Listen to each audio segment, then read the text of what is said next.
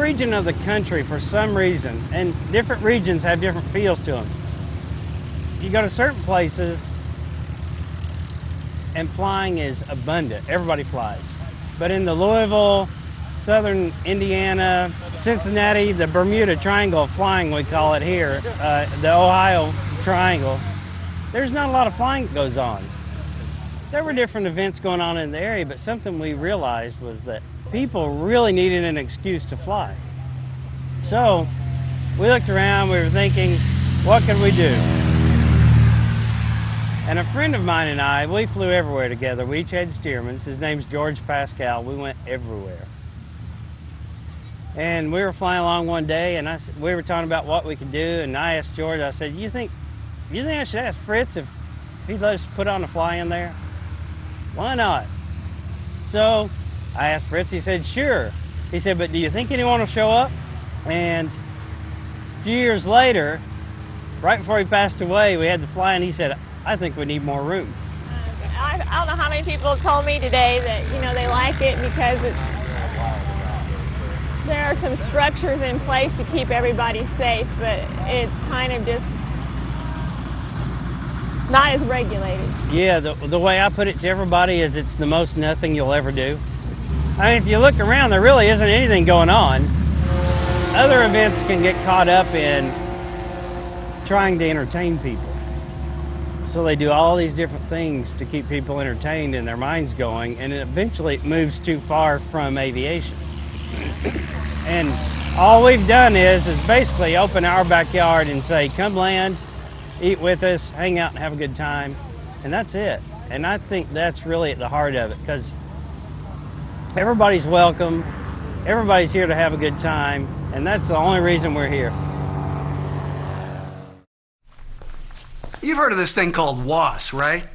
The Wide Area Augmentation System lets you fly GPS glide path approaches without relying on ground-based landing aids. No VOR, no ILS, no problem.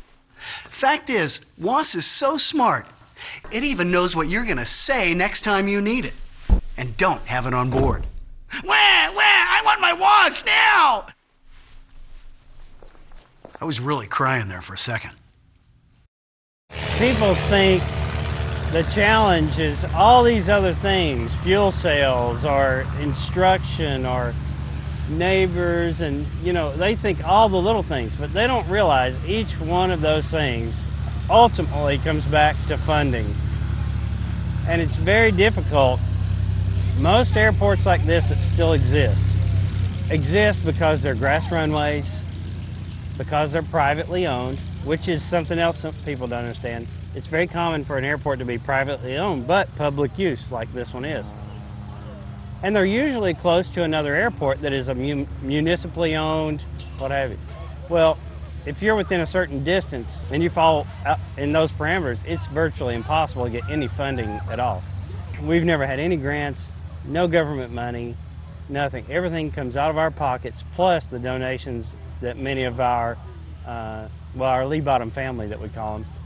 We have a lot of people that will give donations, and that's the #1 challenge, is that funding. Somebody else asked today about the volunteers, and they said, where do you get all these volunteers? And I'd never thought about it, and my honest, I said, I have no idea. We plead and beg, and yeah, but I don't know where they come from. I mean, now I know them all, but we're looking at the list and we just don't see enough help, and when the day comes, they're here. And I think, and at least what they tell us, and this is probably the most humbling thing, is for people willing to give that amount of time. We had guys here that were here a full week building showers. They built us 5 hot showers this week, and they tell us, and they thank us. It's amazing, and we can't thank them enough. I mean, this event is the volunteers, and this year more than ever, people have walked up to us and said, your volunteers are doing great, they're parking us, they're taking care of us. They're allowing us to talk to you, they're doing the work. They're wonderful. I think, just like you said though, people are motivated because they know they're welcome and they're just going to have a good time. But the why aspect of it, it's when you see the planes flying, and it's more of the family to me when somebody come in and they give you a big hug and say, hey, how are you doing? Yeah. And, you know, they say thank you for all your time and effort. That really means a lot. Yes. So. Yeah. This year, more than any that I can remember, people coming up to us and thanking us just for going through all the motions to do this. That really means a lot.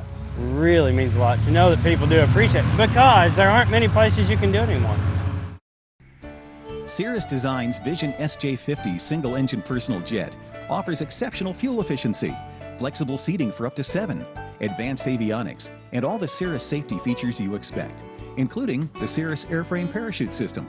With its detailed design, the Cirrus Vision is technologically advanced, yet engineered to be simple to fly, to allow owner pilots more lifestyle pursuits than any other personal aircraft. Learn more about the Vision SJ50 at cirrusdesign.com. An airport does not exist unless there's demand for it. We can't sit here and pay the bills and do everything if people don't use it. So it's nice if you come once a year and enjoy the event, but in reality, if you have a local airport and it goes away, you can't say anything if you weren't out there flying your plane, buying gas from them, being part of the system. And you have to do that. And people want to sit on the sidelines, and then when something goes away, they complain. You just can't do that. So I think it's nice here. Our people they try to contribute, they do, and they help out immensely. It's just one of those deals. This is the first year we've ever charged for this event in 12 years. And the reason is we have to cover. I mean, it cost us close to $30,000 to put it on this year. Well, we just can't shell that out for the heck of it. If I was worth $10 million, I probably would, but we can't do that. So you got to get out there, you got to be part of it and support your airport, or it's not going to support you. We had a guy email us this year, and he said, I came last year and I caught the bug and bought an airplane.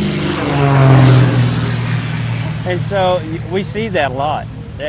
Things like this are vital. The problem is other airports aren't welcoming. They have fences around them. In fact, it's like they're trying to get rid of the people who are interested in aviation. They do everything. They're not friendly. The door's locked. The gates around it. Something. And here it's just, you walk up and you're welcome. Our motto here at the airport is all aircraft and most people welcome. And that came about, that was partially Fritz. Every year he put out a calendar, he had these funny sayings on them, and we still do that to this day. They're limited edition calendars. And we were joking one time, and you know, he said the two best times were when people came and when they left. And we kind of worked off his words, and you know, there's always one in every crowd that you really wish didn't show up. You know, no one wants to say that, but there's always somebody who tries to spoil, you know, the rotten egg. So we came up with the saying, all aircraft and most people welcome. So if it flies, it's welcome. And if you're fun and easygoing, you'll always be welcome here. These are the fly-ins your father talked about. This is what people used to do. They would show up, they flew their airplanes, they hung out, they'd swap airplanes, fly different planes, tell stories, just be aviation people. And that's what this is. Everybody's welcome. If they're not a pilot, they're welcome. If they are a pilot, they're welcome.